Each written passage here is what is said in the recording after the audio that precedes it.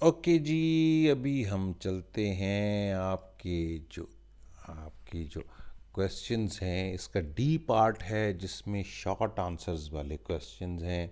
इनको हम करेंगे, मगर ज़रा सा थोड़ा सा हम इसको समझ के करने की कोशिश करेंगे। थोड़ा से मैं कुछ डायग्राम्स भी आपको दिखाऊंगा, और जो डायग्राम्स आपने बनानी नहीं होंगी, सिर्फ आपको समझाने के लिए हैं। जैसे फर्स्ट क्वेश्चन है, when is the maximum and minimum temperature of the day recorded and why. ठीक है, इसका आंसर पहले मैं आपको बताता हूँ, फिर मैं आपको उसकी डायग्राम्स बताऊंगा कि क्या वजह होती है, कि क्यों किस वक्त टेम्परेचर सबसे ज़्यादा होता है, कब से कम किस वक्त होता है। ठीक है जी। से हम कहते हैं the temperature is minimum in the early afternoon because at that time the rays of suns are directly overhead and heat up the surface of the earth, while the minimum temperature is usually in the early morning because the heat from earth's surface has escaped overnight. ठीक है जी। अभी क्या होता है कि जी मैं आपको एक डायग्राम से भी बताऊंगा कि जी दिन के वक्त, जब मिसाल के तौर पे देख, ये अभी हम कहते हैं कि जी ये है जी दिन का बिल्कुल दोपहर का वक्त है, इस वक्त ये सन है और उसकी ज़्यादा से ज़्यादा जो है ना हीट जो है कहाँ पर आ रही है, ये इस जगह पर अर्थ पे सबसे ज़्यादा रेज आ रही हैं इस वक्त ना। देखें, मैक्सिमम रेज आ रही हैं। ठीक है, अब ये देखें ना, मैक्सिमम हम कहते हैं कि मिसाल तौर पर हम यहाँ पर इस जगह पर हैं, ये हम इस वक्त अर्थ को ये जगह फेस कर रही है, तो बहुत सारी रेज आ रही हैं इधर ना। हाँ, समझे। तो इससे क्या होगा कि ये गर्मी पैदा हो रही है। अब अगर हम थोड़ा सा परे चले जाते हैं, तो अब देखें ये थोड़ी सी रेज कम हो गई। ठीक है, और परे चले जाते हैं और रेज कम हो गई, और इस वक्त आके तो तकरीबन रेज ख़त्म हो गई हुई है। ठीक है। अच्छा, अब जब इवन सवा का वक्त आता है तो जो थोड़ी बहुत गर्मी इसमें रह भी गई हुई होती है ना, वो भी ख़त्म हो जाती है। So maximum temperature is recorded at the, यानी कि बिल्कुल आफ्टरनून में। ठीक है, और सुबह के वक्त सबसे कम टेम्परेचर होता है। ठीक है, ये आपको बात समझ आ गई ना। सो अभी इसको बताने में कि the temperature is maximum in the early afternoon because at that time the rays of suns are directly overhead and heat up the surface of the earth. ठीक है, while the minimum temperature is usually in the early morning because the heat from earth surface has escaped overnight. ठीक है, अब next हम करते हैं कि next question ये है कि what is precipitation, what are the different forms of precipitation। precipitation एक नमी कह लें, हवा में जो नमी का तनासब होता है उसको बोलते हैं precipitation। precipitation क्या होती है और इसकी डिफरेंट फॉर्म्स क्या होती हैं। ठीक है, इसका जवाब बड़ा सिंपल सा तो ये है कि precipitation is a term used to describe any form of water that falls from the atmosphere and reaches the ground। this can include drizzle, rain, snow, sleet and hail। यानी कोई भी फॉर्म पानी की जो है, जब हवा से या आबो हवा से नीचे ज़मीन पे गिरती है तो उसको बोलते हैं हम precipitation। क्या बोलते हैं? precipitation, या नमी का तनासब हवा में।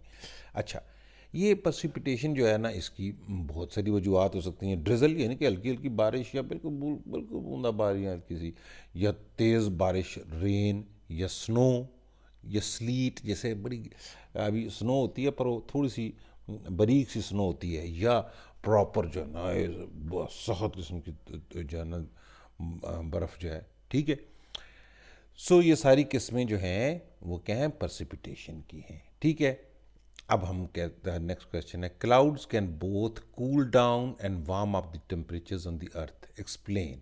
देखिए, पहले मैं इसको पहले आपको ज़बानी बताता हूँ ना। होता क्या है कि जब तो दिन का वक्त होता है ना, जब सूरज की रोशनी, जैसे मैंने अभी आपको फिगर में दिखाया था कि जी वो आ रही होती हैं, तो बादल जो है दरमियान में उसके थोड़ा सा उसको क्या करते हैं, रुकावट डाल लेते हैं। आ जाती है हीट, आ जाती है क्रॉस करके, तो आ जाती है, आती है हम तक, मगर है कि काफ़ी हद तक उसको रोक लेते हैं। ये तो दिन के वक्त हो गया, टेम्परेचर होता है हमारे, ये थोड़ा सा वो दिन के वक्त हो, यानी कि गर्मी को निस्बतन कम कर देते हैं। मगर रात के वक्त जो बादल होते हैं ना, वो क्या करते हैं कि जो नीचे से जो गर्मी जो ज़मीन की खारिज हो रही होती है ना, उसको वो क्या करते हैं, बादल ऊपर नहीं जाने देते। सो जो गर्म हवा होती है ना, वो ज़मीन के पास ही एक किस्म की फंस सी जाती है, जिसकी वजह से ज़मीन का टेम्परेचर काफ़ी ज़्यादा रहता है। यानी जब देखें आप घर से बाहर निकले ना, जिस दिन बादलों वाली रात, सर्दियों में जिस दिन बादल होते हैं ना बड़े गहरे, बारिश नहीं हो रही होती, तो आप बाहर निकलें तो आम दिनों की निस्बत, जो सर्दी का एक दिन पहले जिस दिन बादल नहीं थे उसकी निस्बत, उस दिन आपको टेम्परेचर ज़्यादा लगेगा, क्योंकि जो ऊपर से ठंडी हवा नीचे नहीं आ पा रही, तो नीचे से गर्म जो हवा ऊपर बादलों ने रोक ली हुई है। तो ये इसकी वजह है कि जी आपका क्लाउड्स जो है ये कूल डाउन भी कर देते हैं और वार्म अप भी कर देते हैं टेम्परेचर और अर्थ को। इसको इंग्लिश में हम कैसे लिखेंगे?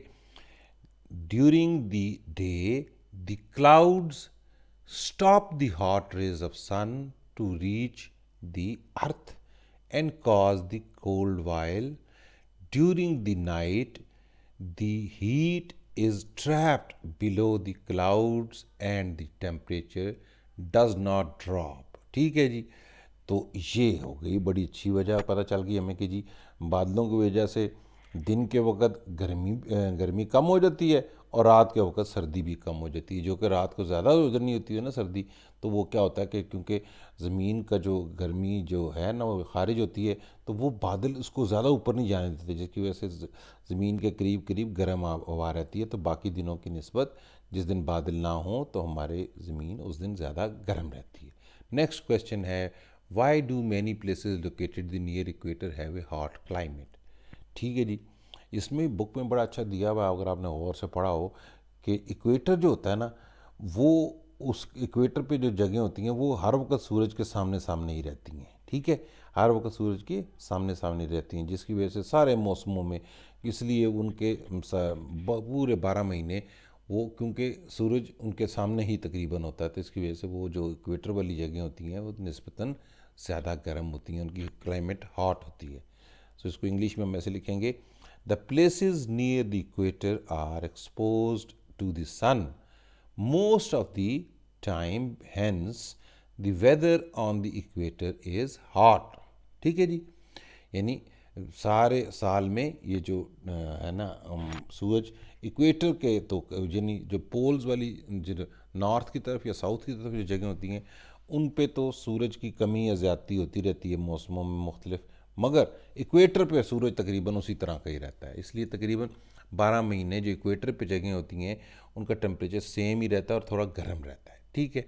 नेक्स्ट क्वेश्चन है, describe the climate of coastal areas. अच्छा जी, कोस्टल एरियाज़ की क्लाइमेट जो है बाकियों से डिफरेंट कैसे होती है, यानी हम उसको कंपेयर करके देखते हैं कि जी कोस्टल एरियाज़ की कैसे होती है।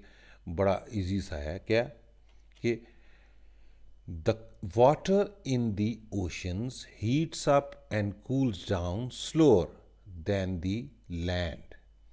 This is why the places located near the coast are cooler in the summer and warmer in the winter than the places located inland at the same latitude and altitude। यानी पानी जो है ना ज़मीन की निस्बत देर से गर्म होता है और देर से ठंडा होता है। इसकी वजह से बाकी, क्योंकि जो बाकी ज़मीन है वो तेज़ी से गर्म हो जाती है और तेज़ी से ठंडी भी हो जाती है, तो इसलिए जो होता है ना गर्मियों में, गर्मियाँ जब बहुत ज़्यादा मैदानी इलाकों में बहुत ज़्यादा गर्मी पड़ रही होती है, तो जो पानी के करीब वाले इलाके होते हैं वो निस्बतन निस्बतन कम उधर दर्जा हरारत होता है। इसी तरह जब बहुत ज़्यादा ठंडी होती है ज़मीन मैदानी इलाकों में, तो उस वक़्त जो जो होते हैं वो पानी के करीब या कोस्टल एरियाज़ जो हैं वो थोड़े से वार्मर होते हैं। सो ये आज हमने ये बात पढ़ी कि हमने ब्रीफ आंसर्स पढ़े। आज मैंने कोशिश की है कि जी आपके इस लेक्चर को थोड़ा सा इंटरेस्टिंग भी बनाऊं, ताकि आपको समझ भी आए। समझ आना बड़ा ज़रूरी है। ये समझ आएगी तो आप इसमें मुख्तलिफ़ किस्म के आपसे फिल इन दी ब्लैंक्स फलाने फलाने फलाने जिस तरह मर्ज़ी पूछेंगे तो आपके लिए ये आसान होगा बताना। आप कोशिश किया कीजिए कि समझा करें। अगर को समझ ना आ पाए तो मुझे दोबारा क्वेश्चंस पूछा करें कि भाई ये समझ नहीं आई, मैं उसको दोबारा दोहराने की कोशिश करूँगा और नए तरीके से आपको कोशिश करूँगा कि आपको समझ आ जाए। हमारी कोशिश यही होगी कि आप लोगों को समझ आए। हमने याद नहीं करना, हमने हमेशा किसी भी इल्म को याद नहीं करते। याद करना कोई अच्छी बात नहीं है, समझना अच्छी बात है। बुरी बात क्या है कि रट लेना, और अच्छी बात क्या है, समझ लेना। तो समझ से ही आपको आगे बढ़ने का तरीका है, खाली रट्टा मार लेने से, याद करने से नहीं। आई होप कि आप लोग हमारे लेक्चर से आपको फ़ायदा हो रहा है। अल्लाह आपके लिए आसानियाँ पैदा करे। अल्लाह हाफिज़, टिल नेक्स्ट वीडियो।